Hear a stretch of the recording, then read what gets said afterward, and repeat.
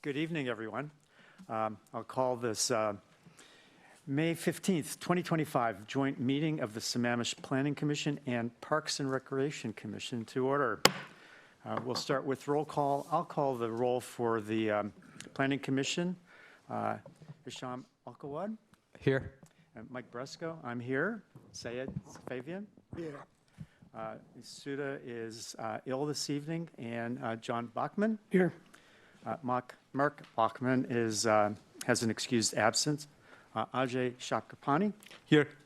Okay, and Hank, do you want to? And I'll call the roll for the Parks Commission. Nancy Way. Here. Chris Davis. Here. Anna Yorba. Here. Kristen Shane. Here. Zoe Jang is not here. Roberto is online. Ron White is not able to make it this evening. And we have Sina Narayan, who is not here yet either. And I'm Hank Klein. Okay. And you notice how we're sharing the microphones. So if you have one between, make sure you slide it so that you can be heard and are speaking into the microphone. Okay. So next is the approval of the agenda. Is there any changes to the agenda for this evening? Okay. Seeing none, we'll call the agenda approved by common consent. Also, approval of minutes from the Planning Commission meeting of May 1st, 2025. Any modifications? Okay, seeing none, we'll call the minutes approved by common consent. We'll now move to public comment. So public comment is for 3 minutes. Anybody interested in making public comment? Sure. Okay, Paul, please.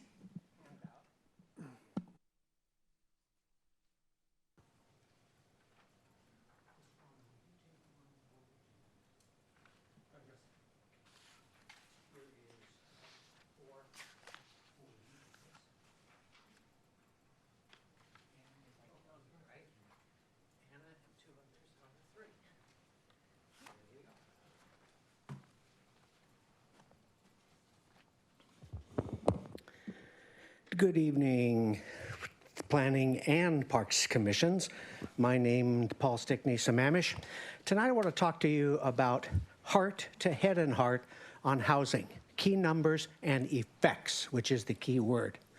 First, foundational. We have about 23,000 housing units in our city. 20,000 are single family, 3,000 are multifamily. 85% were built by King County, 15% by our city. Housing categories: A is affordable housing from $175,000 to $500,000. B, market rate, 500 to 1.4.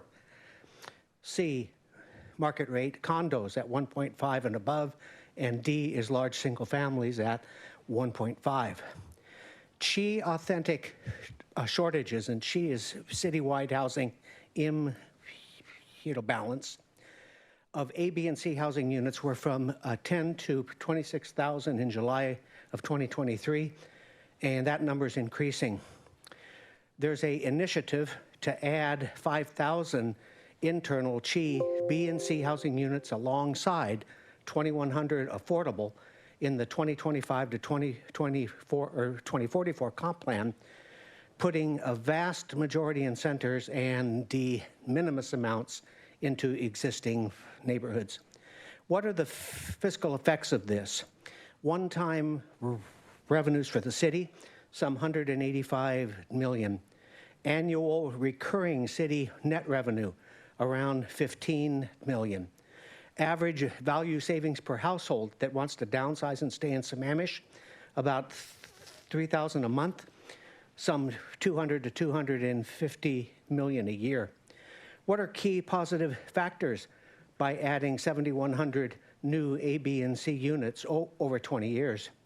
We meet 70% of the lowest 10,000 threshold for optimal CHI housing supply shortages. Compared to housing built from 1999 to 2024, they would yield about 1/3 the traffic and 1/5 of the students. And we would bring to fruition a thriving, fun city heart and preserve neighborhood character.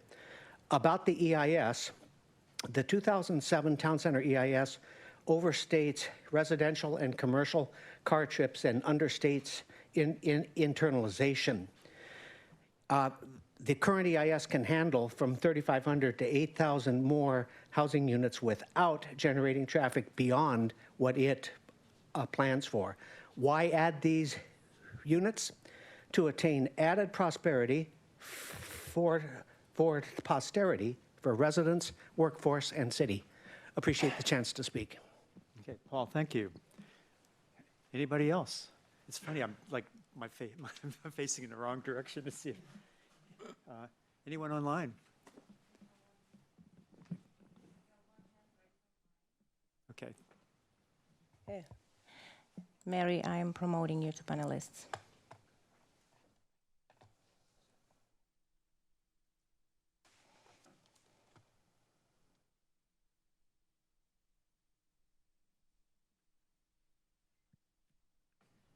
Good evening, Planning Commission and Parks Commission.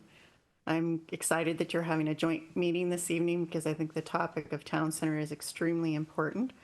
I also want to thank you for the work that you do, all the efforts that you do and the things that you process and the questions that you ask, they come into being things that really change things in our city and make them for the better. So I wanted to spend just a brief time thanking you for the roles that you play, have played, and will play. I also wanted to talk a little bit about what's happening in the city. Paul Stickney, who just spoke, has been attending meetings even longer than I, and I've been doing it since 2015, so over 10 years. I also attend the Sammamish Plateau Water and Sewer District meetings. I've been attending those about 3 times a month for since 2015 as well. And one thing I've learned in them is that single-family homes require a lot more water than multifamily homes do. And for example, the water that's used for the landscaping in the summer, Sammamish Plateau Water just approved an $8.2 million additional storage tank where all those gallons of water and all that storage is primarily just so single-family homes can be able to water their lawns during the summer. So when you look at things like the expenses of roads and water and sewer and the other things, it turns out that single-family homes are really, really expensive. And I know a lot of people are afraid Town Center might change or change the city. And what they want is just to have their single-family homes, very large, very expensive ones, preserved. But what's happened, if you look and you've been listening to city council meetings over the last year, there's been excellent staff and great presentations on, we have a structural imbalance that is not financially sustainable. And it doesn't have anything to do with what the city staff is doing. We have great staff. It doesn't have anything to do with what city council is approving because city council isn't causing it.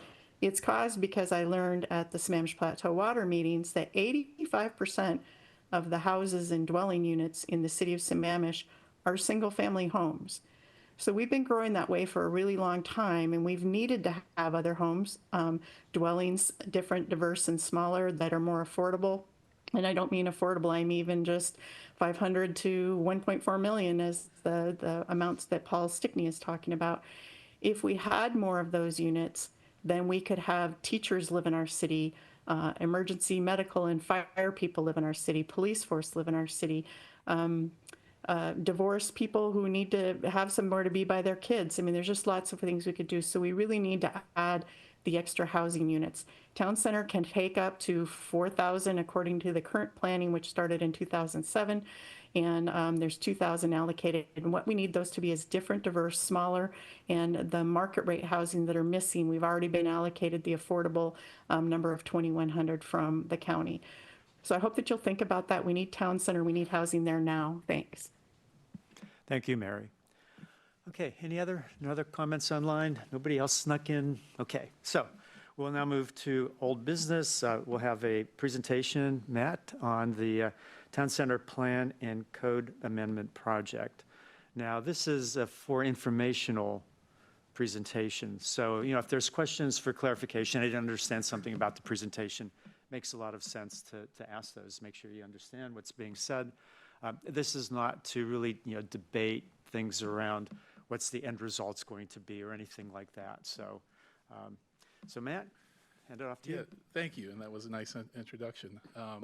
My name is Matt Brandmeier. I'm the Deputy Community Development Director. This is an informational presentation. It's about 15 slides. I've presented to each of the commissions, and now the Parks Commission tonight, and thank you for joining us. We were trying to get on your schedule, but it sounds like you have an abbreviated schedule this year, so, but it usually takes 10 minutes. Well, let me revise that. I say it takes 10 minutes, but it's actually going to take a lot longer because there's questions, there's answers, and then I kind of get off track. So try to keep me on track, and I'll do my best. Is everyone aware of the town center? And really, this effort that I'm doing now is essentially to spread awareness. We are expecting a draft plan the first week of June. I think June 9th is when we actually issue it for public comment.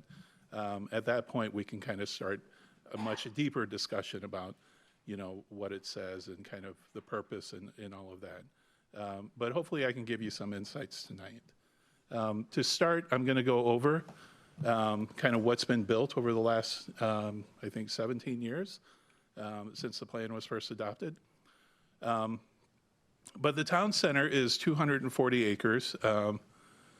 It's a sub-area. It's a sub-area of the comprehensive plan, which means that our comprehensive plan is the overarching plan for the city. This plan is subordinate to the comprehensive plan. So we're not doing anything that conflicts with the comprehensive plan.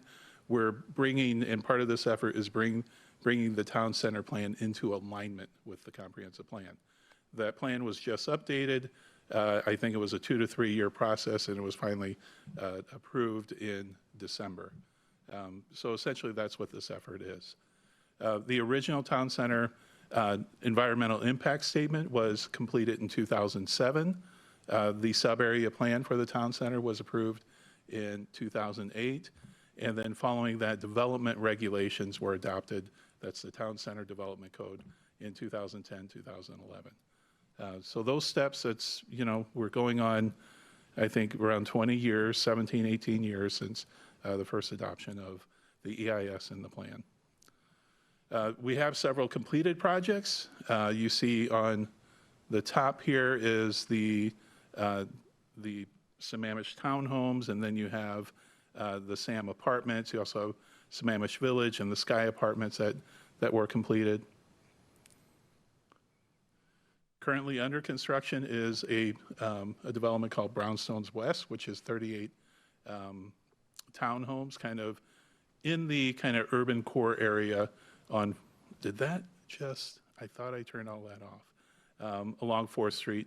So if you drive west on 4th Street from 228, there's a lot of construction going on. That's Brownstones West. We issued a site development permit, I want to say 3 months ago, and we're getting ready to start issuing the building permits for the townhomes. These townhomes are huge, by the way. They're 4 bed, 3 bath, and they're going to be selling for above, I think, $1.5 million. So that's one of the issues we're concerned about. Coming up next is phase 1. That's part of the urban core development.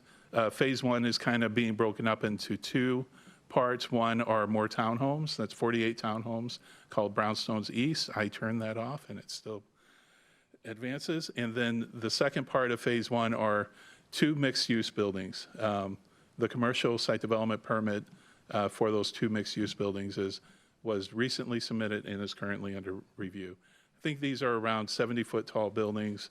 The total is 300 units within these 300. Could be apartments, could be condos, within that development. We also received, and this was just last week, a commercial site development permit application for what's called Lot 9. That is another mixed-use building that would have another 300 units in them.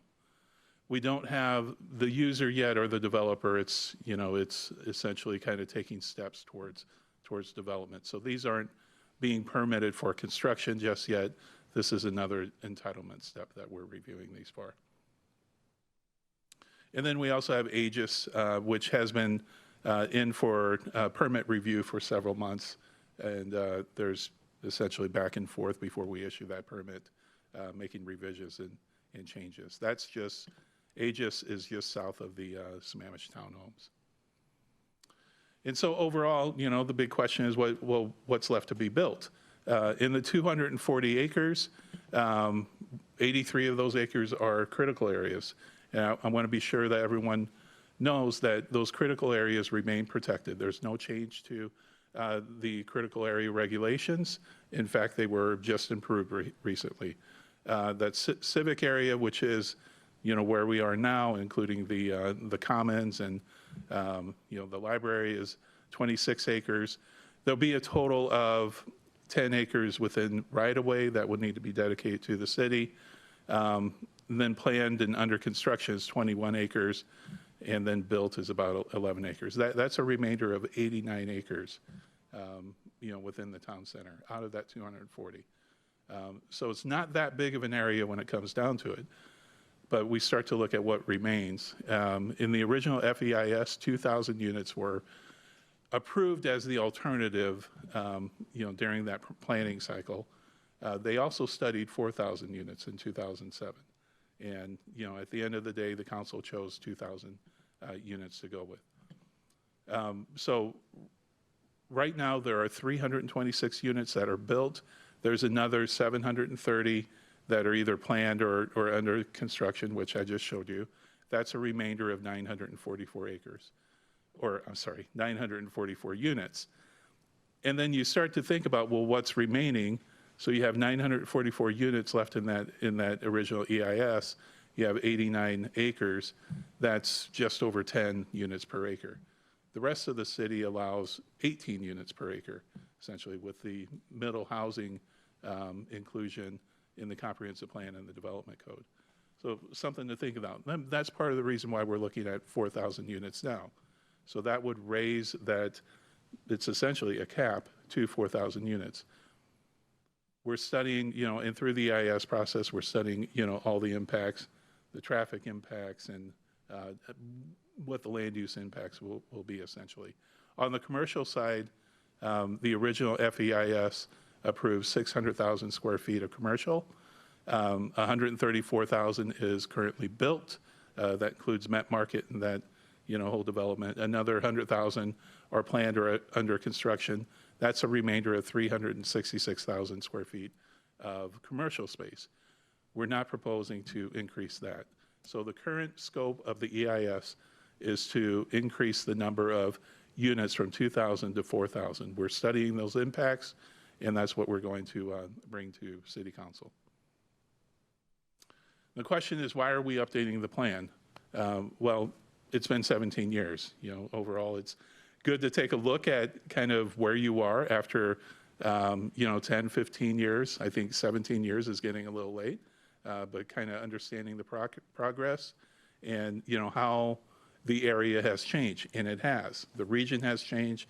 The state, there's been, you know, state mandates that we have to take into consideration, all the housing requirements, the parking requirements. There's been, you know, improvements to the transportation network region-wide that we need to take into consideration. We also adopted that comprehensive plan, which I mentioned. We need to come into alignment with that. The city approved a new vision statement and work plan, which we need to come in alignment with. So all these things are kind of telling us to update the plan. There's also included in the current version of the town center plan, it tells us to review the plan again once 1/3 of the planned units are built or in progress of being built. And we surpassed that, you know, this year or months ago. And so that's another reason for us to review again. And then there's also the issue with the code. The code is very difficult. It's clunky. It's hard to work with. That's essentially the responses that we're getting from the developers and the builders, and they're kind of stuck. And so we are trying to simplify our code, trying to streamline it, and hopefully, you know, come out with a better product. Overall, this effort is about refinement.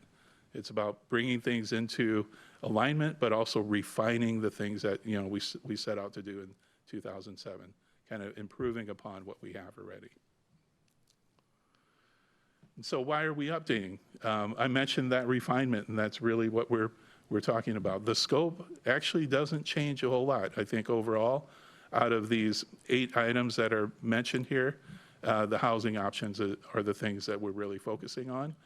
But when it comes to walkability, when it comes to parks and trails, we're looking to refine the plan, creating this welcoming sense of place. Well, that's what town center development is all about. It's placemaking. It's creating, this environment that is distinctly Sammamish, creating gathering and social spaces, new retail and service space, arts and cultural features. All of these things are being addressed in the new version of the plan, and we're looking to refine the original policies.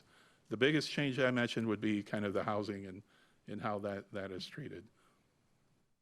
There's also a big change to the map, which I'll get to in a second.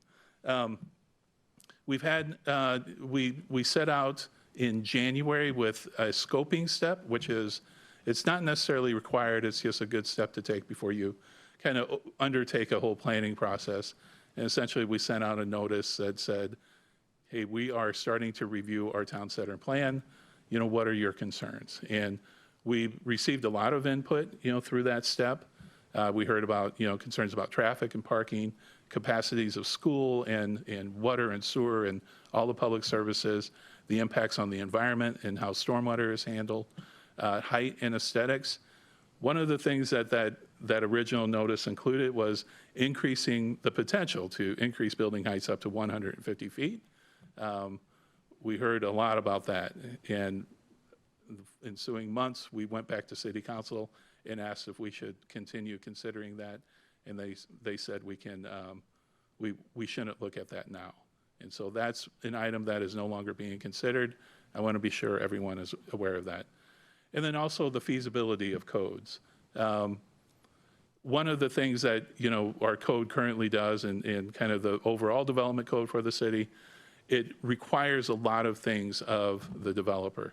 It's affordable housing, it's kind of, site-sensitive environmental issues, traffic impacts, concurrency, impact fees, all of these different things are required of the developer. We want to be sure that there are projects that can be built and projects can move forward with the city. Little bit of an imbalance right now, I think. We have a real issue and concern of the town center being built mostly with townhomes. And that seems to be kind of the direction that things are going. There's discussion about other parts of the town, more townhomes being built.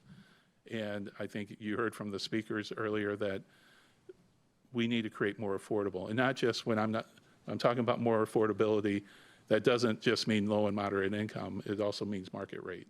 And so the best way to do that is to build mixed use or standalone apartment and condominium buildings and not townhomes. Like I said, what we're seeing with the townhomes, 4-bedroom, 3-bath, $1.5 million, minimum price, that doesn't really help our situation. It's the same as, the single family homes essentially, just without a yard. So what are we changing? And I'm 11 slides through. I don't know who's keeping time, but I think I'm doing pretty well. What is not changing? Let me go to what is not changing first. All of the levels of service established in the comprehensive plan, the critical area regulations are not changing. The stormwater regulations are not changing. Building regulations are not changing. Concurrency for traffic, for schools, for water and sewer, all of that is still required. And is everyone familiar with concurrency? Essentially, it requires that these services be in place before we issue a building permit. And so, or they mitigate. And those things we still have in place and will continue to. The town center boundary, with this wedding cake transition approach, which is essentially you have a core area that allows the most density, the most height, the most building, and then that steps down from the middle until you get to the outer area, outside the sub area to the residential neighborhoods. And then all the plan elements. The plan elements, if you look at an outline of the original plan and 2008 plan, all the elements that are included, they're remaining the same. they're kind of rearranged and kind of, updated a little, but they're the same. And then existing and planned development. Everything that's been built, everything that is currently in the pipeline, that doesn't change either. What we are changing, we're updating, we're refreshing, we're updating the goals and policies, refreshing that plan, the original vision. We're inserting new maps and pictures, new street types. That's a very important element that wasn't fully handled over the past 17 years, but the street types within the town center are different than your average subdivision street. It's kind of a more urban feel. You have on-street parking. We're trying to accommodate bike lanes, much wider sidewalks where you could have open space for, like outdoor dining and that sort of thing. So all of these things are being taken into consideration. We're updating the capital facilities project list, updating how we implement and monitor the plan. And then I mentioned that we're simplifying the development regulations. And hopefully they'll be more clear in the future. This is one of the bigger change, I think. On the left is the current map. That's from the 2008 plan. This is also serves as the zoning map for the town center. On the right is the draft of what you would see in kind of the updated document. This isn't final, by the way. This is a draft. We're still kind of making changes and evaluating a few things. But if you see in the purple on the left, and this is the current map, you have, these are called A areas, and that's your kind of, your core areas. That's where in the wedding cake, that's where the densest development would go. They're separated into like 5 different nodes overall. It's a little hard to accommodate, utilities and services overall. It's much more efficient to have them in one place. There's also what we call a critical mass, where you have kind of an activity center within your town center that is the spot. That's part of placemaking. We currently don't have that under this arrangement. Maybe in the A1 area, but not so much in these other areas. You want to be able to build a critical mass that identifies that core area, and we're looking to change that. On the right, you see this blue. That is now urban core. That's taking place of the A districts. It's essentially combining all of those nodes into one area. And then outside of that is the green is urban mixed. That would allow for other mixed-use developments, but standalone apartment buildings, but also townhomes as well, to a limited degree. And then you have in the light blue, that is kind of your transition district. That's where the least amount of development would be built. And we're expecting that would be mostly townhomes, 2 to 3 stories. You might have kind of low-rise flats that would be built, and that would be allowable as well. So this is kind of a big departure, but there's a rationale behind it, and I think it makes a lot of sense. This is essentially the last slide. So for the commission, the Parks Commission, with us tonight, there's several items that I think that you need to be aware of. One, there's a chapter within the draft plan. There's a chapter within the existing plan that's dedicated to public space, parks, and trails. So be aware of that. There's an entire chapter in the upcoming plan that will be dedicated to these items. One of the kind of bigger items that we are looking to refine is what we call the green spine. I saw park staff in one of their comments in their review of the draft plan suggested calling it a promenade instead. But that's essentially a kind of a linear green space, kind of working up from kind of where we are now in the commons up through kind of the urban core area and then beyond 4th Street. And so that's something that was identified in the original plan. And we've been able to, insert that into site development. Those 2 mixed-use buildings I mentioned that are, we're in for permit, there is kind of a big, kind of plaza walkway in between the buildings that would lead up to 4th Street. So that is being addressed. In addition, just to the west of that, where those 2 townhome developments are being built, they're actually building one of the streets along the frontage of the townhomes is a green street. It's not where, you would drive or park. It's a wide space where a trail kind of goes through it and landscaping. So that's kind of a departure from, your regular, 50-foot wide street, full of pavement. It's all going to be green and planted. And you can walk through it. Another item that is identified in the original plan but hasn't been fully vetted is the idea of a town square. And that's something that would also be located within the urban core area. That would be for community events. That would be kind of your place to kind of gather and hang out. If you're, meeting friends to go to a restaurant in the town center, you might meet at the town square. As I'm, seeing the bullet points, it would be framed essentially by storefronts and cafes, and then in the center, it would be kind of this public area gathering space. Potentially, that could be where, in the future, that would be where, the farmer's market would go. There would be, the opportunity for entertainment, bandstand, that kind of stuff could potentially go in there as well. Plazas and open space. This is more included on specific site design, but that's also another thing that we want to watch out for and plan carefully. I mentioned kind of the wider sidewalks where you would have, cafes where they have outdoor dining and that sort of thing. That's the type of, kind of open space I'm talking about. And on the site development level, we want to be sure that that's included and considered, as we, as things develop and we receive and review permits. And then lastly, trails and pedestrian walkways. We want to be sure that, we're accounting for this.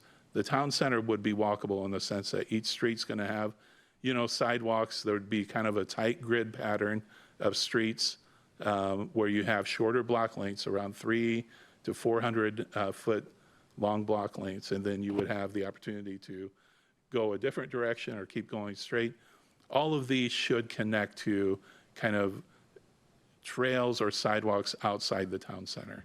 And that's the idea, is like within a quarter or a half mile from the town center, you should be able to walk or bike, to the shops and kind of the residential areas of the town center.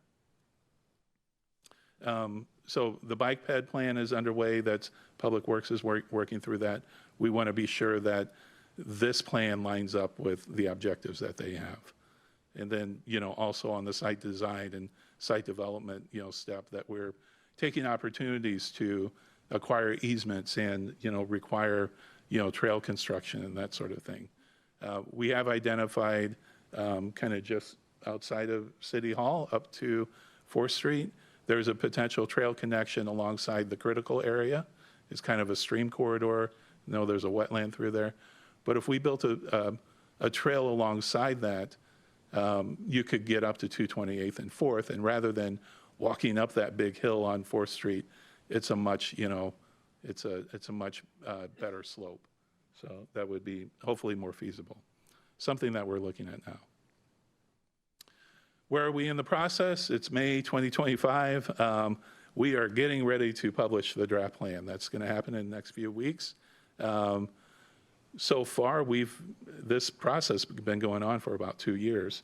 It was originally going to move forward with the comprehensive plan update, but they decided to kind of decouple it and have its own process, which we're in now. We met with the city council and the planning commission. I want to say, 10, 15 times, discussing the town center. We did an existing conditions analysis. We did a code audit. We've done a lot of community engagement. I've given this presentation, I think, 10 times now to all the commissions, been to the Rotary Club, Chamber of Commerce. We've met with a lot of, like Sam Platt. We've met with a lot of the services and districts and continue conversations with them. We've been drafting the EIS, the supplemental EIS. We've been drafting the plan update. We're also getting ready to kind of roll out additional public engagement efforts. So coming up in June, beginning, I think on June 9th, as I mentioned, we're going to publish that draft plan. I think we go to city council on June 3rd to kind of give them an intro, and then we're going to publish. After that, that's when our community engagement really starts. There's a 30-day comment period from when that plan is first published. 30 days after, if it's July 9th, I guess it would be, if it's 1 month, we would take all the feedback from the public, all the questions, and we would address each one.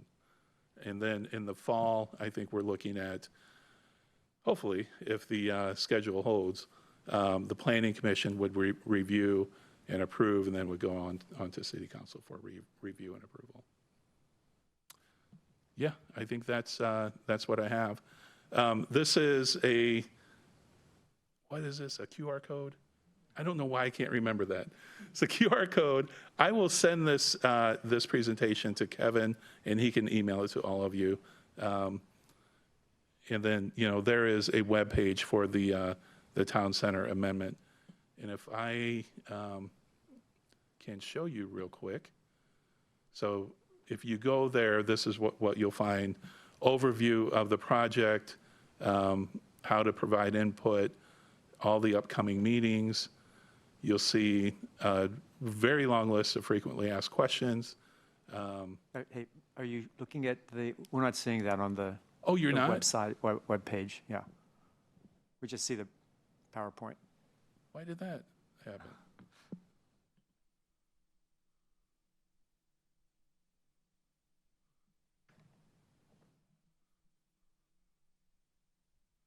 What do I need to do?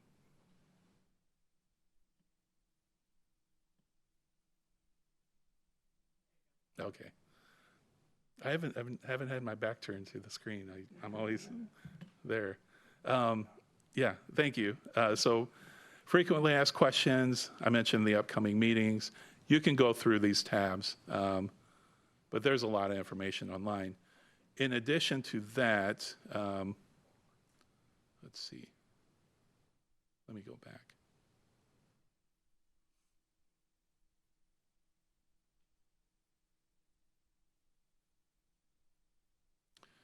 You can also go to Town Center Development, a couple videos to watch, but then here is information for each of those projects that I mentioned that are either built or under review or moving forward to be built. And you can get information. There is so much information here. Here's a little description of the project, and then you can look at all the process steps that we take and look at the materials if you're interested. So there we go. That is my presentation. Happy to answer questions or hear your input. Okay, well, Matt, thank you. And you weren't quite like your original 10 minutes, but that's okay. You covered a lot of ground there. How long did it take? It took 40 minutes. We didn't time you exactly, so don't worry about it. But yeah. Now you want to know. Way off. Okay. Hey, so why don't we just, whoever has questions, rather than just go around, but if you have a question. And what I'd suggest is, maybe ask one or two, and then let's pass that around so that one person doesn't take, all of the questions. So who'd like to go first? Ajay? It's curious you said that last point looking at me.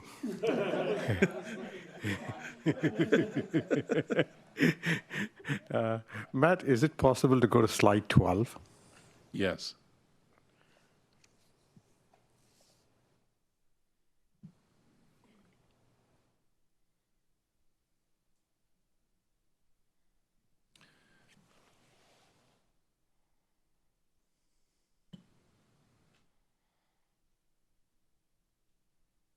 Oh, the map?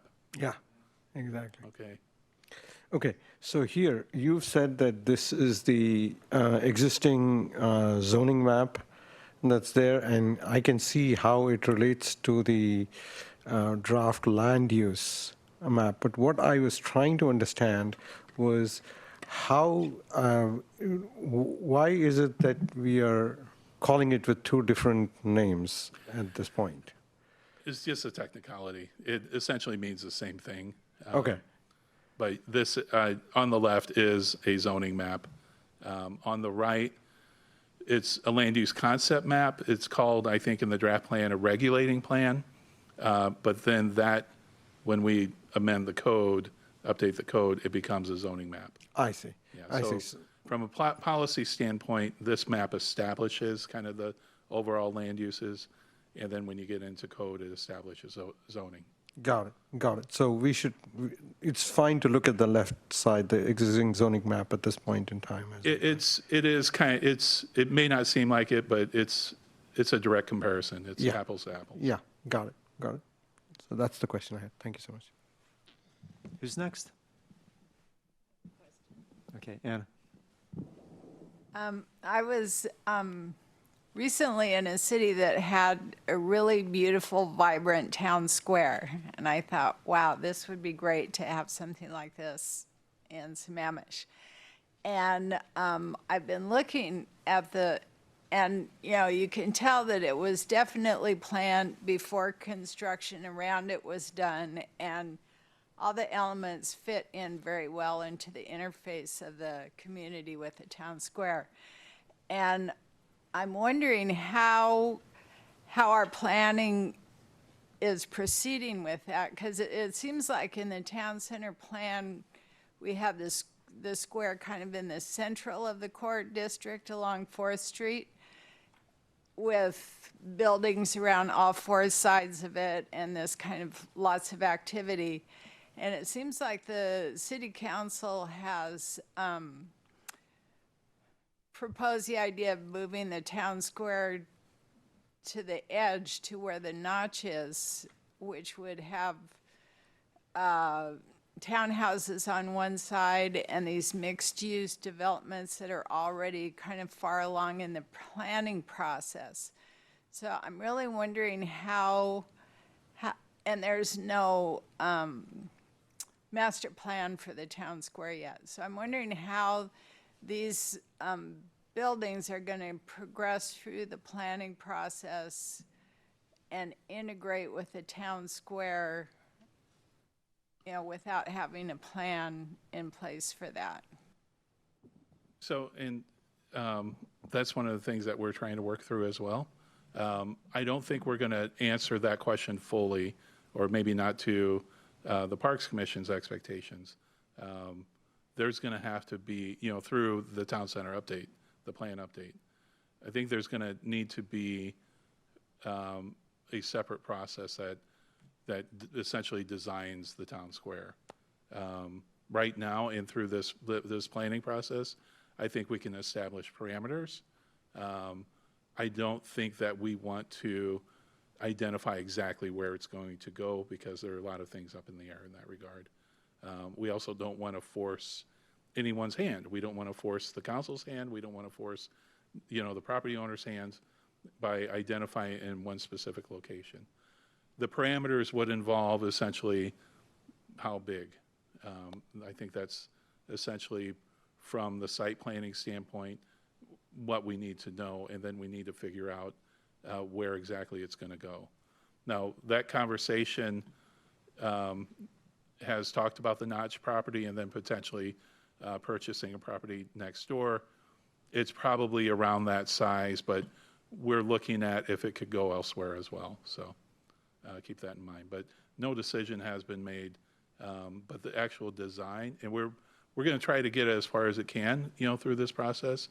We also need to identify how much these things are going to cost, and same as the roads and other amenities, and then identify whose responsibility it is to build them. And we're trying to do that through this planning process. But the actual design, like how exactly that, what's involved, what's in that space, I think there's probably going to be another process that would have to occur.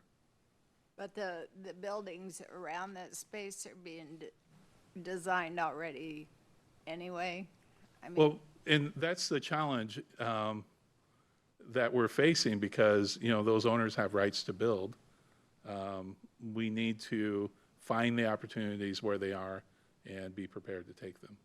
So that's essentially, and there's only going to be a few opportunities. So Right. that's the challenge. and it's privately held property, it's going to take a lot in order to, acquire that. Yeah. But the idea is that we would, I don't know what it is, if it's 1 square block or if it's, I'm not sure yet. That's something that we're trying to, complete. Yeah, one more quick question with the towns, with the amendment coming up to increase the density. I've heard on the frequently asked questions in here and there that increasing the density in the core area will reduce density in other places. And I'm wondering how that works. Is there going to be downzoning in other areas, or how does that increased density reduce the pressure in other places? It would reduce, there's a potential to reduce development pressures within the single-family neighborhoods, and particularly with the inclusion of middle housing within the neighborhoods where your neighbor could build a townhome, your neighbor could build something different than single-family. But if we have this place within, this area in the middle of town where other things could be built, that development pressure could go there instead of, out in the neighborhoods. That's essentially the. So they would still be able to develop in other neighborhoods, but they might. Unless, and at least for now, unless your covenants say differently. So, yeah. Okay, who else? Okay, John? So spare the questions of Matt, comments. Apparently my birthday's coming early. As I was at Met Market the other day in the Upper Plaza, I noticed this big sign in one of the empty place. We're getting an Ace Hardware. Yeah. So I've been beating that drum for a while.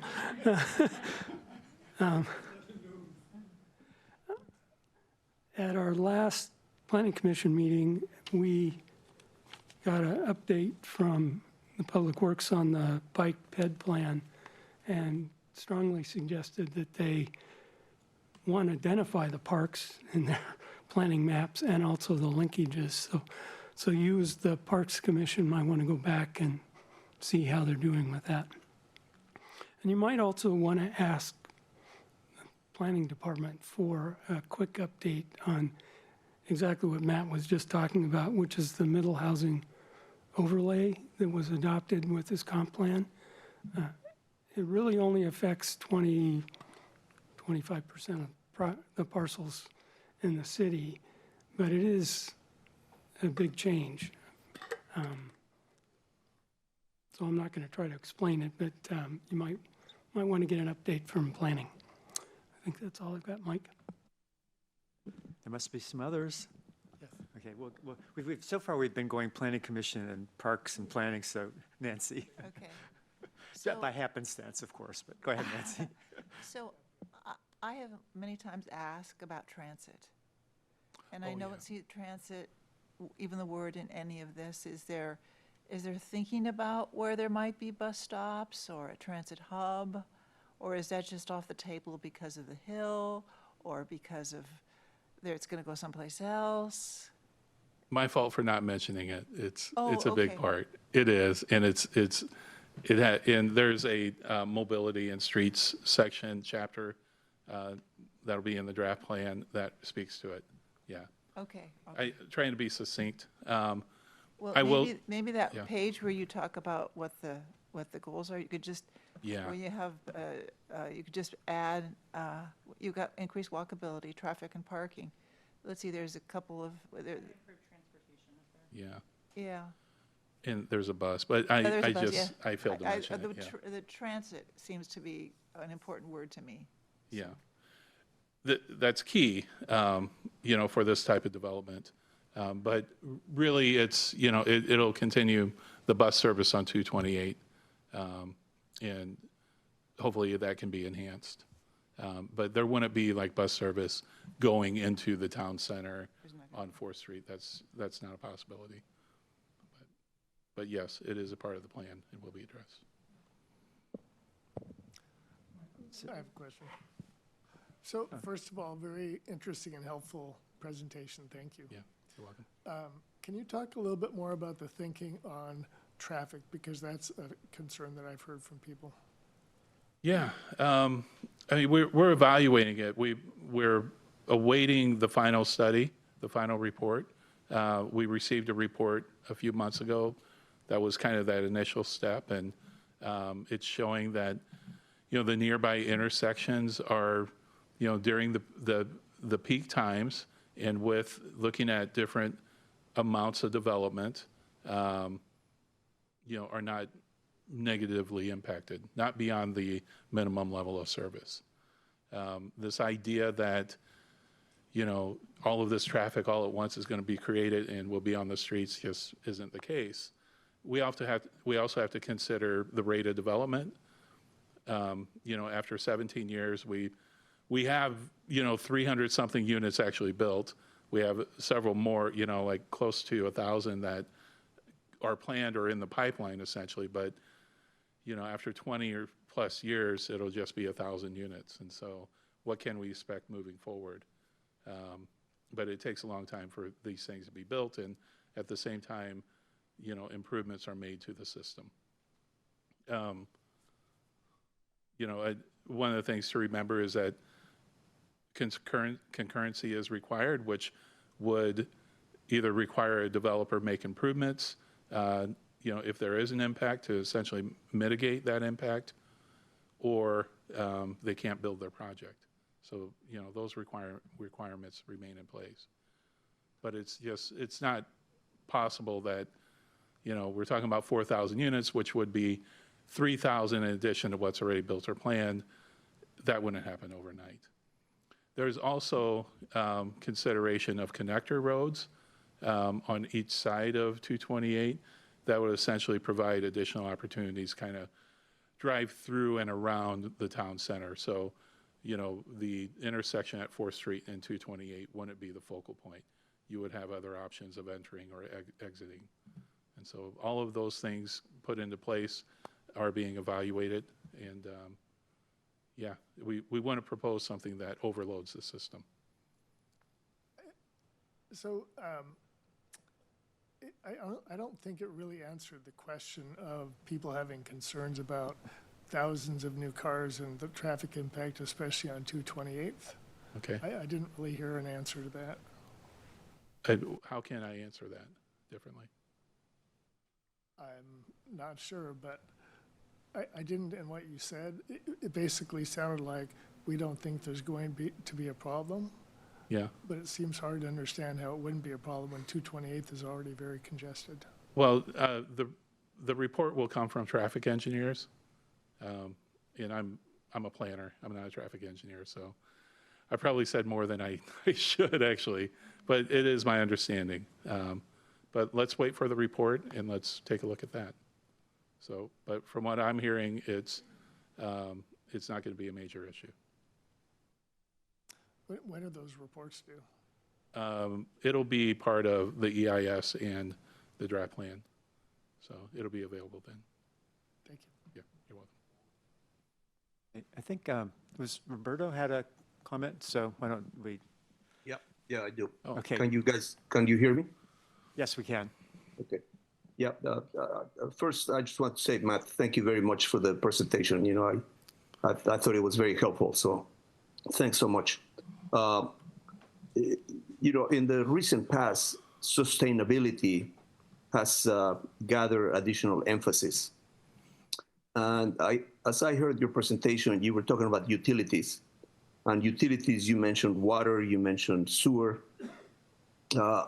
But electricity has never been mentioned as far as I know. And when we look at the plans that we have in the state to go with the electricity generation, to go fully renewable, 100% renewable, with new data centers that are being planned, which are large consumers of electricity, and with some of the problems that we have with transmission lines being very old and not being able to accommodate any additional capacity. And I just read an article that says that the state of Washington is lagging well behind the rest of the country in terms of establishing new renewable energy generation in the state. So I'm just wondering if you guys have looked at electricity from that perspective as being one of the items that sustainability may create some issues. Yeah, it is one of the items that will be undertaken after this process is complete. We're working with our sustainability staff and who will work with the Sustainability Commission to include, and it sounds like it'll be kind of green building objectives, probably green site objectives as well, to add to, essentially the town center code. So I'm expecting that will be addressed. It's just not part of this exact process, but it's forthcoming. It was budgeted by City Council, and we'll hopefully we'll start later this year. And if I may just say, following on what Chris mentioned about traffic, saying that traffic is not going to be a problem, it defies a little bit of common sense, especially for some of us who had to take 228 to go to work and facing all that traffic congestion that we have there. So I would encourage you, as you get some results as to how the traffic engineers are predicting that this is not going to be a problem at all, to try to provide some additional information, additional details as to how some of these conclusions have been arrived at. I understand, and I agree. I understand how it could be. It may not make a whole lot of sense. That's just where we are in the planning process. We're waiting for this study, and I'm not able to address it further than I have. Like I said, we've heard some preliminary, results, but, let's just wait until we get the study and hear what the traffic engineers have to say. Thank you. Okay, if you want to, add any more later on, Roberto, don't hesitate. Speak up, because we don't see you on the screen, so, and sometimes I'm not making eye contact with Elena over there. Who else? Syed, please. Let's start with the transportation and kind of indirectly get back to Chris's question. Can you go to the slide with the zoning, please, Matt? Is there a way that you can superimpose the proposed street network to that existing TC zoning map? Do you have one? I don't have that. How about the one to the right? So it doesn't make sense when you look at and presenting some data on the land use, you superimpose it on the transportation network so you can see the relationship between different part of the area as far as the collector, locals, and all that, and the proposed land use. Is it something coming?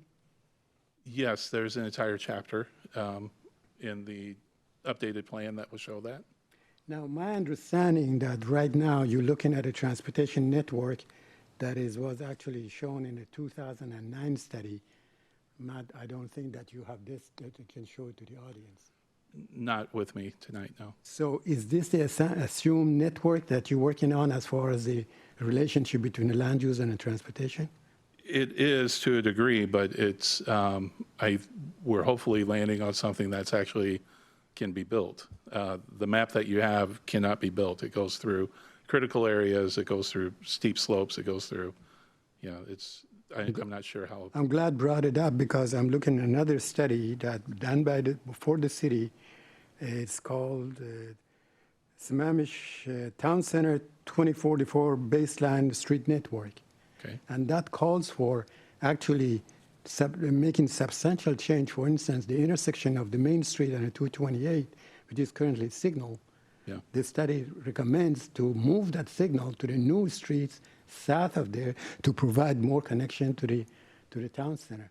And I don't hear anything to talk about all these issues related to transportation network. Well, again, that's not where we are in this planning process. We're allowing the professionals to do their work, and they're going to provide the draft plan and the studies in a couple of weeks. Those aren't things that I can speak to today. So wouldn't make sense to kind of discuss the land use issues as when you have the transportation network established? Yes, of course. Yeah. And that'll be part of this upcoming, process. Let's talk about the number, Matt. You said that back in 2000 and what was the original one? With the dwelling units 2000, that was 2007? The In the original environmental concept? impact statement? Environmental Yes. impact study. And that was, they called for 2,000 dwelling units, right? Yes. And that now you're looking at 4,000, right? Yeah. 4,000 was studied in Right. 2007 So as well. the EIS that you're going to be looking at is based on 4,000 dwelling units instead of 2,000, right? We're looking at both. There's two alternatives. One is status quo, and the other one is a total of 4,000. Where the city stands as far as we're hearing from people like Paul and Mary about the need to increase that to 7,000. What happens if the council makes the decision to go to the 7,000, then this study is going to be obsolete because it's no longer. I can't really speak to that. I mean, don't have an is that, answer. David? What is the yeah. answer to that question? I mean, I think the entire study would have to be redone. Is there, I mean, there's a reason why we do an environmental impact study. It's to understand what the impacts of land use have on the environment and, the services. can you go to that slide with those numbers? I have a question. Sure. on it. Thank you. So with the commercial, the total EIS, this is the 600,000. That's the original EIS. Yes. Is that amount changes with the new EIS, or that We're stays not constant? proposing to change that number. Okay.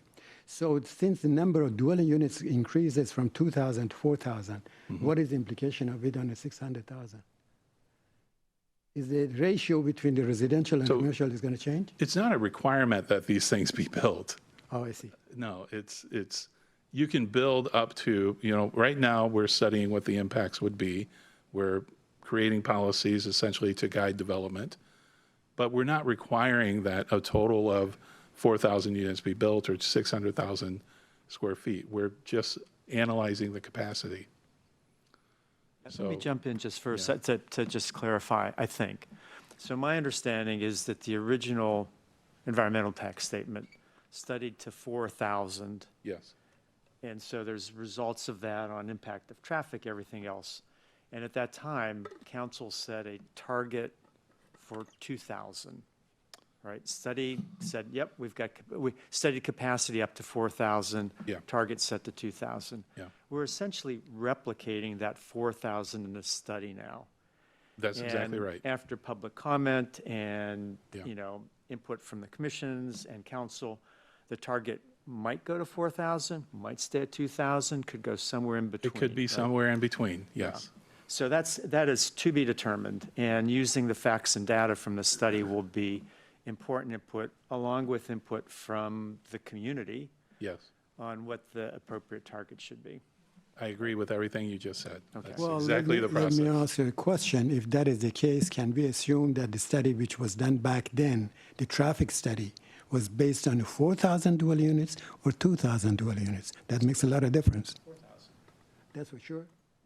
The traffic study was done based Everything was at 4,000. the my holding understanding. capacity, so Yeah, to speak. Yeah. I think it was a compromise that they went with the 2,000, but they also said, in a few years, after things start getting built, evaluate it again. That's what we're doing. Matt, there's a terminology called holding capacity, as you probably know. Mm-hmm. Holding capacity as far as the residential, holding capacity as far as traffic. What is the holding capacity of town center as far as residential?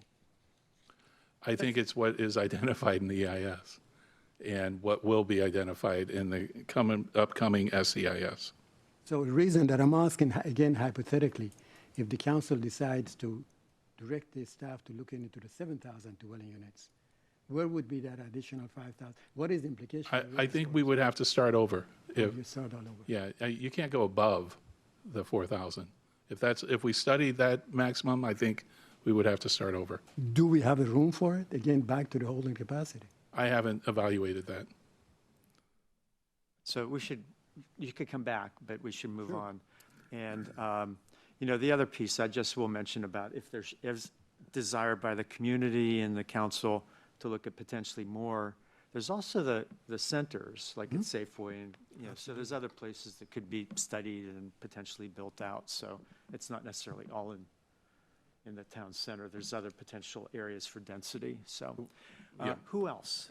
We should have a couple of others. You've been very quiet. No pressure. I think for me, the topography of town center is a big concern and a huge challenge. We talk about, as Nancy mentioned, accessibility, and I live down toward Pine Lake, and I'm trying to think, okay, if there's a big community event up at town center, how do I get there? And I'm going to drive, and when I do drive, where do I park? Or if I'm at Safeway and I want to walk to town center, oh my God, look at that huge hill. The bus, as you said, can't get up that hill. The bus has to be on 228th. If you look at town centers in Issaquah, Redmond, Bellevue, Kirkland, Mercer, they're all flat. Yeah. And I question how, it's going to be great for the people who live on top of town center, but for anybody else in the city, I don't see that it's accessible. And I think that's a huge challenge. Even if you're here and you decide you want to go to town center, you either have to walk down the sidewalk to Southeast 4th and then go up the big hill, or you have to go down through Sammamish Commons and then go up the hill. It's a tremendous challenge, and especially if for someone like me, an older person, it's not as easy. For someone who has accessibility issues, that's extremely, per all sakes and purposes, is impossible. How do we mitigate that? How do we deal with that? That, to me, is one of the biggest challenges for the future success of the town center. Yeah, I agree. There are challenges. Anybody else? Surprisingly quiet now. Matt, you might finish early. However, Oh. I have one or two comments. Great. What? I It's like he's shaking, It's like, no.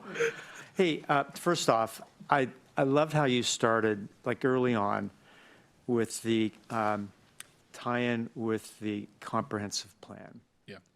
And I think if you're presenting elsewhere to folks that aren't quite as familiar, like Rotary or whatever, I know you're down towards the end of this, but from a maybe a marketing standpoint, to reinforce what our vision is for Sammamish.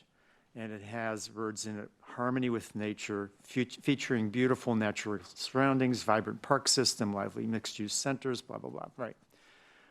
And that town center needs to meet that type of vision. It's not just going to be like this all built out and ugly and tons of traffic, and because there's concerns in the community about what that impact is going to be. So Yes. to help mitigate, continue to reinforce about the alignment with what we have in the comprehensive plan.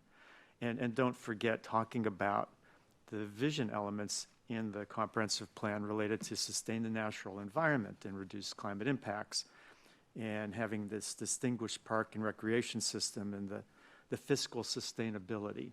And just to Yes. build on one or two of those, one picture's worth 1,000 words, right? Cliche.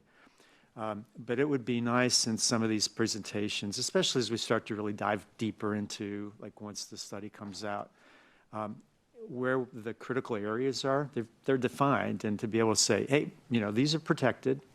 And I know that there's a ton of work that's needed in engaging the developers and so forth, but where the envision connections to other areas through trails and all, make it feel real about the kind of the park-like atmosphere, if you will.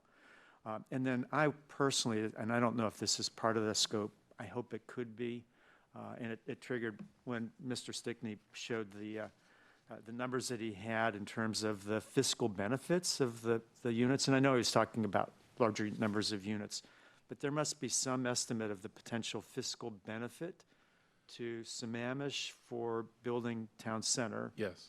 And what cost there is when we're talking about any kind of roads or any of the other stuff. So what's basically the cost benefit on it, just a cold, hard, like, does this make financial sense for the city.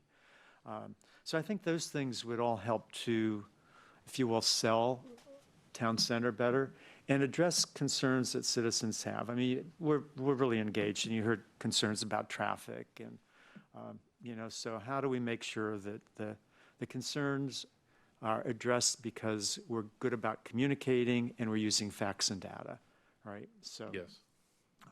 Yes. And I should have started with, thank you for the presentation. It was very helpful, but I'll close on that because Mike, if I may say something regarding the fiscal impact that it's going to have, I guess the perspective is that having more units is going to improve the fiscal situation for the city.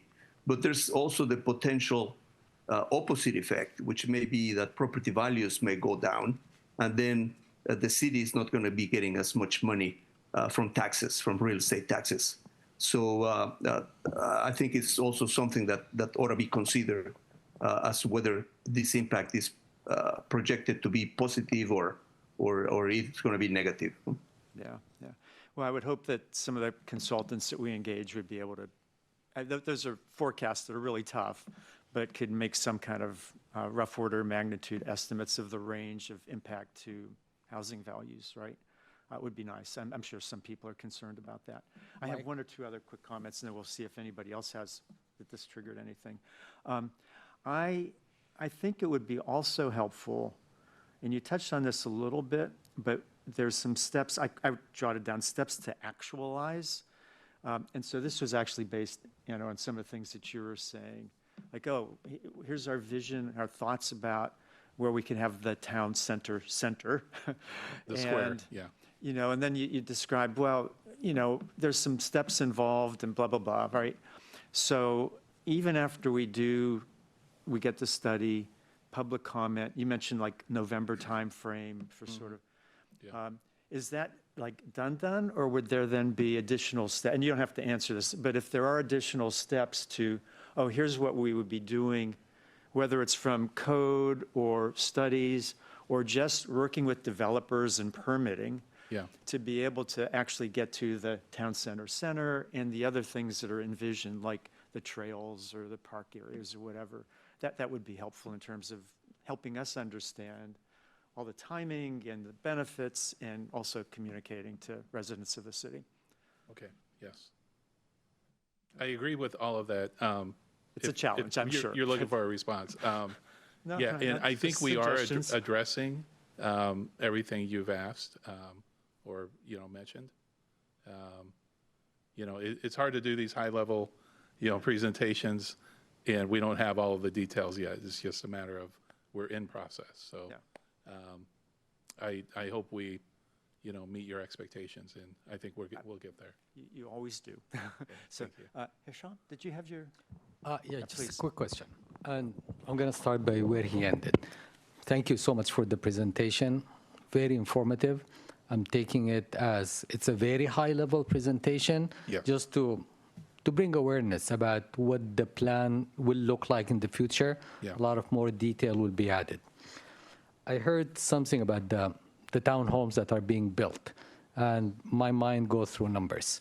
And I know town center, it's part of the comprehensive plan. The comprehensive plan, a big part of that is affordability and affordable housing. And I heard that we're building townhomes, 4 bedrooms, 3 bathrooms, that they're selling for about $1.5 million. Do we know what's the average size of those townhomes? It's around 2,500 square feet. So this goes back to conversations we had in other meetings about affordability. And all what we're doing, we're actually increasing the cost. And to the contrary for what Dr. Roberto said, I think we're increasing the price, which we are making it less affordable. Right. And I know you don't have control over the developers. And there are affordable units required within those developments? They will end up doing the fee in lieu, which will make these instead of $1.5 million, $1.65 million. It's not available in the town center, at least not now. But yeah, those townhome developments, they each have, I want to say the first one has 3 and the adjacent one has 4 affordable units. I believe the townhomes across 228, when they were selling a few years ago, Yeah. they started about 700, somewhere around there for those who were here back then. And we're now talking about $1.5 million for a townhome. I think that's the average sale price of a home. Again, affordability. Yeah. Yeah, it doesn't lend a whole lot to affordability, no. It's not a whole lot different from single family.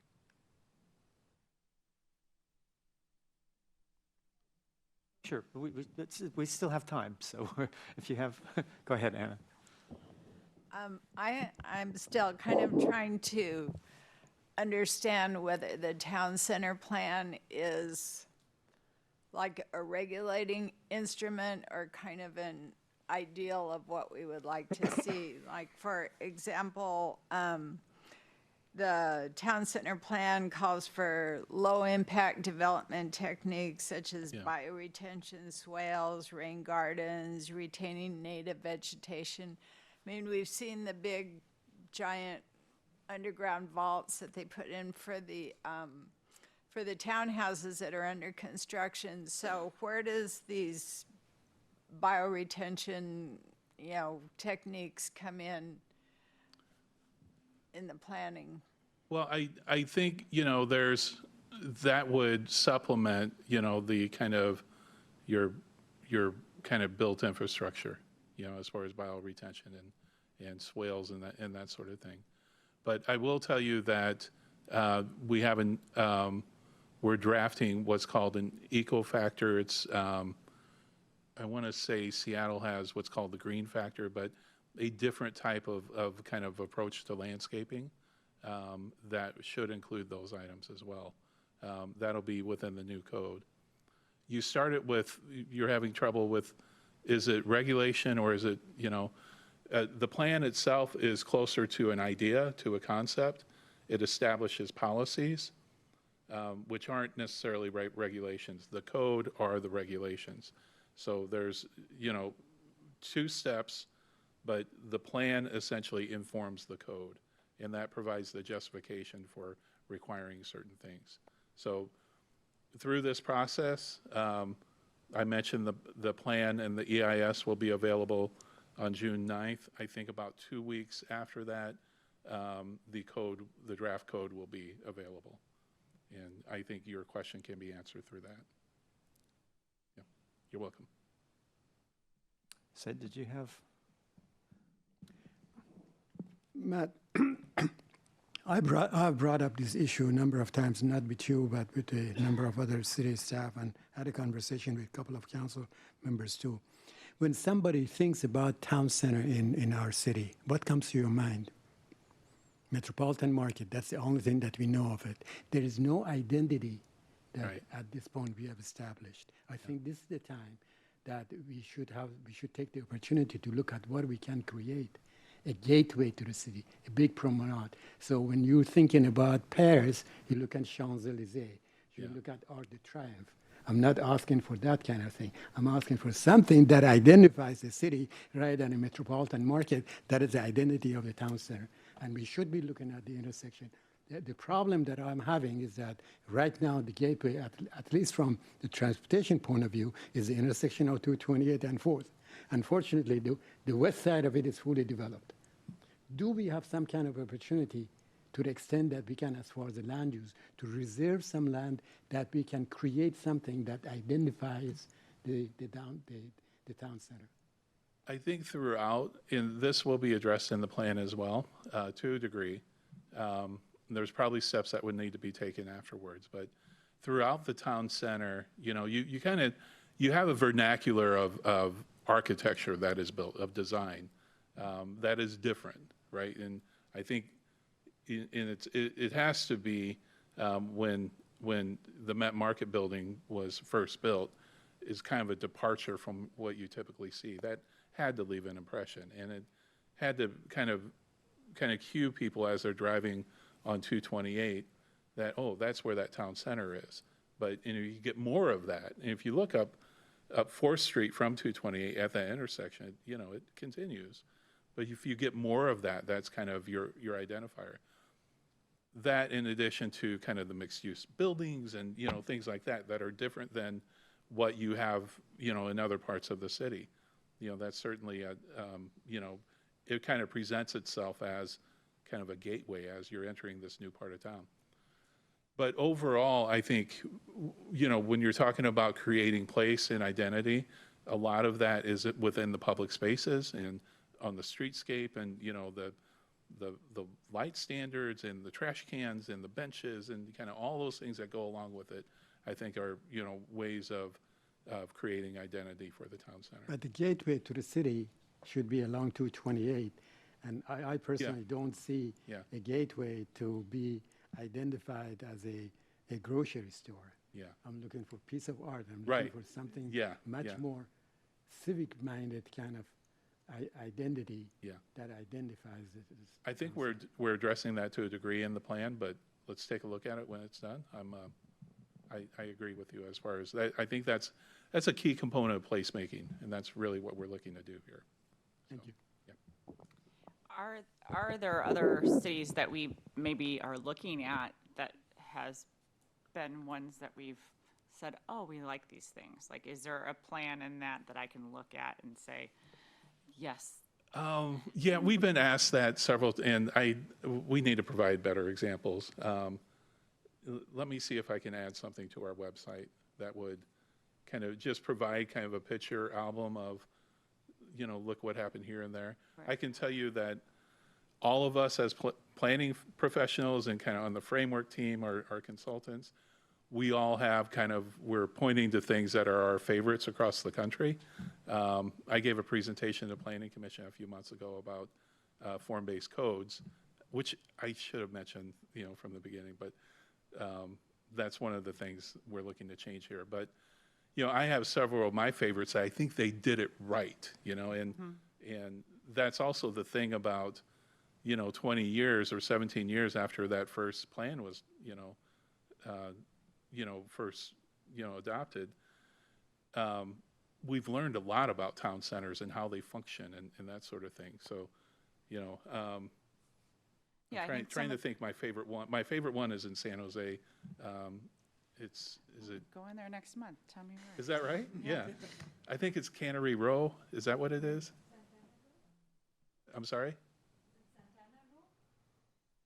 Santana Row. That's what it is. Santana Row. Yeah. Okay. And that has left an impression, you know, on me since it was first developed. But And I Yeah. think that's what I'm most concerned about when it's like, Matt Market, wow, this is like every other suburb or whatever that we live. How do we establish what Sammamish means to us and what that, Because right now, if you tell somebody, say, hey, Yeah. that exactly. I do not, grocery store, that's our gateway to yes. the downtown. And why I didn't want to move to the suburbs is because I didn't want to live in, where there is a strip mall here and a strip mall there, and it needs to have some character. I spend a lot of time in Bend, Oregon, Yeah. character. Yes. And I would love to know where your town center, where you saw that too, because I think that's also visiting my father in the villages. They have town centers and, all this things. So I think having a visual thing for people to see would be very helpful to know, because I don't, Yeah. I think people don't want to go down the, like Yeah, every other place. that's great advice. We can do that. I've been asking for some rendering so many times, as far as they call it rendering, to show the people so they can see what kind of thing. The reservation, which I understand from city staff, is that if you show something to the public, then they think that that's a done deal, that's what they're going to get. So they're afraid to kind of bring some visual that would create that problem. Sure, the renderings that were up here were just that renderings. Yeah. But just ideas of it. It's examples. Yeah, it's fine. Okay, I think I saw Ajay with his hand up. Thanks, Chair.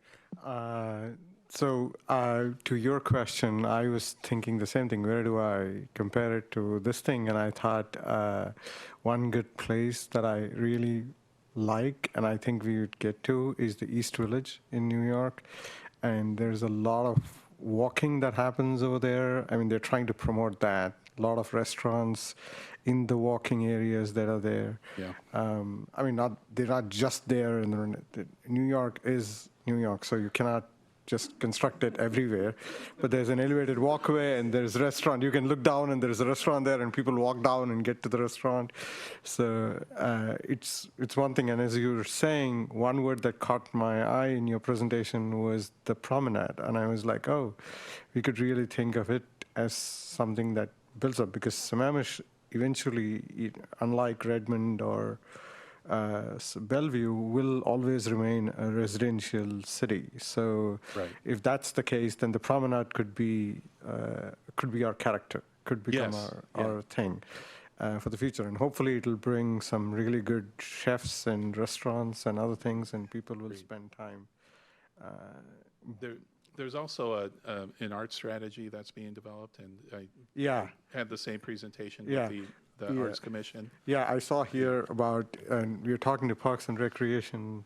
I saw the word Shakespeare in the document, and I'm like, yeah, we could do something that can make Ashland jealous of us with the Shakespearean Festival and things like that. So there is a possibility of what we can build as we are going for it, and I see that potential as the plan that you have put up. It'll be really good to see how we keep it true to that points that were mentioned here. You mentioned East Village, so that's old urbanism, and that's the way things were built. That's just how city planning occurred, and then we lost that somewhere along the way. And so the last 30, 40 years, we've been talking about new urbanism, and which is the same as the old. We're just trying to identify and make happen the way they used to do things. The thing is, the real estate market, kind of how improvements are made, and all of these different things have changed over time. So it's a lot more challenging in that sense. But it's new urbanism, which is old urbanism. And, these are kind of the same approaches and the same ideas that, that we're trying to do now. Yeah, exactly. Yeah. So I'm looking forward to this. Thank you. I'm excited about the idea of working on the plans for a town square. We did some initial work on the Notch property, about 2 years ago? And that got pulled for waiting to work on the town center plan. Yeah. And I want that town square to be just as good as it possibly can be, as inviting, as useful, as a real community gathering space. So I want it to be as good as possible. I'm excited at the fact that you aren't set on a particular spot for it, as you said. That it should be incorporated so that it fits with whatever else is going. We don't just create a town square with nothing around it to draw people in. So that is very exciting to me, that you're taking into consideration that element of the town square. I know that the Parks Commission would be really excited to work on a master plan for that. So I want to be sure that, so even though nothing has been decided, there are limited opportunities. There's kind of two sides to that. So, okay, thank you. The other thing I take from that, and I think it's implied in public comment time and all that, but just to be clear, there's a lot of interest and capability in this room and in the community to really enhance the plan and get the public's stamp on it. Yes. And so, like Nancy, what you were saying is the desire of the Parks and Recreation Commission to be able to really have some input. And so it would be a real loss if that wasn't fully integrated into the time frame as this is all firmed up between now and November. Yeah, it's been that's what we set out to do. It's been kind of a tough process. It's, as much as, we want to put things out in the public and kind of get that energy going, at the same time, we have limited resources, limited, staff, limited money. We're also addressing things that, that aren't quite right, just kind of, information that, and discussions that are happening that we have to take, it kind of pulls us away from the job of planning. So that's been a challenge. Yeah. It is in every planning process I've been involved in. Well, and part of the job of planning is get buy-in from the community, so. Yeah, so, Okay. Hey, We're trying. Roberto, do you have anything? I could see you in the top corner of the screen, so want to recognize you and see if there's anything else that you might want to add. No, I just wanted to thank you guys for setting up this meeting with Parks and Recreation.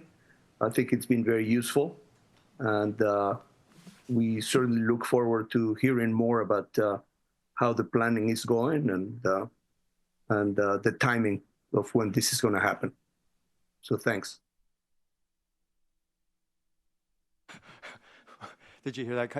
There was a comment out here that what, like your shirt? So you have a good shirt. I'm visiting my granddaughters, so I have to wear some appropriate dressing. Yeah. Well done. Yeah, thank you. All right. Well, I think we've been around, so unless there's any final comments, look around. All right. Matt, thank you so much. I really appreciate both the presentation and listening to the comments and providing some feedback.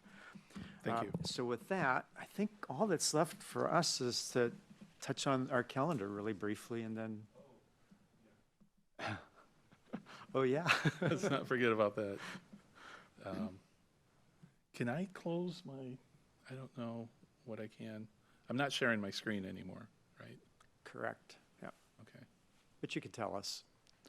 Yeah, let me open the calendar. I know we have orientation and potluck coming up, Yeah. so. We get a potluck. Oops, you got invited to the wrong meeting.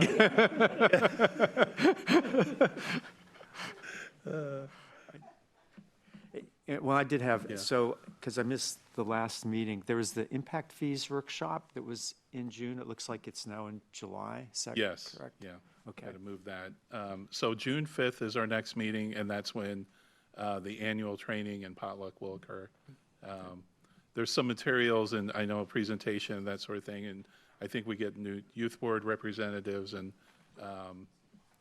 we're going to ask the clerk to provide, just speak to open records and that sort of thing. So that's coming up on June 5th. Get excited. Then June 18th, we will be back here and we'll talk to you about the code. And that's probably, June 18th, that's when we're going to have information on the draft code. And then July 17th, that'll be after the comment period for the plan, and we will go over that with you, the draft SEIS comments, the draft plan, and draft code review. So all of that's going to happen on July 17th. So we'll get to enjoy a potluck and then get really busy, is what you're saying. Okay. So I think the July 24th, no, I'm sorry, June 18th, that is a Wednesday, I believe. June 19th is Juneteenth, which is a holiday. So we'll meet on the 18th. Yeah, so be aware of that. And then also, August 7th, you're normally off in August, but August 7th will be a special meeting to go over. It'll be the public hearing for the impact fees and then also an additional review of the plan and code. Oh, that'll be a good one. Yeah, but Okay. then you're off until September 4th. Oh, like a meeting's worth, we'll be off. Okay. And we can send all this to you in email. I know it's tough. Yeah. All right, awesome. Well, hey, Mike, I have a question. okay. Since it's a joint committee between the Planning Commission and the Parks and Rec, I was wondering if the Parks and Rec have some information that they want to share with us as far as the projects, things that they're doing. Oh. Because we all talk about the Planning Commission. but- You're putting them on the spot. We So- are not prepared. Okay, sorry. That's okay. So, but with that, I do really want to thank you. This was really good, actually. I mean, not surprising, so hopefully that didn't sound like, wow, I wasn't expecting it to be. But, the questions that you all were asking are different than the that we often do. And we care about Parks and Rec and the environment, but you have more insight into that and you think more deeply about it. And so it was super helpful to hear that. Reminded me that maybe I should listen to some of your meetings on YouTube. Then you'll have like 5 views or something like that. So, all right. We'll entertain a motion to adjourn. Move. And? Second? Second. Okay, all in favor? Aye. Aye. All right. Thank you, everyone. Close the meeting.